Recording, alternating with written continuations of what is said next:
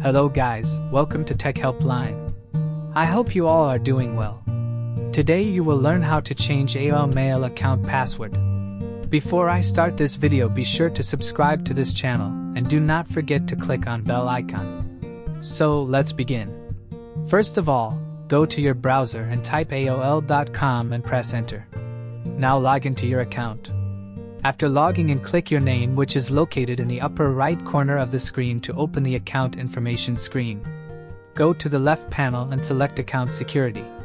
Now go to the how you sign in section and select change password. Sign again and complete a test to probe you're not a robot.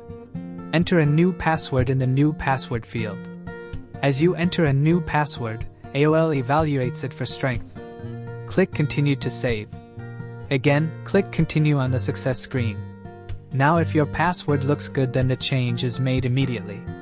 You are given a chance to add a recovery email address or recovery phone number, which is recommended but not required. So, guys, this is how you change AOL mail account password.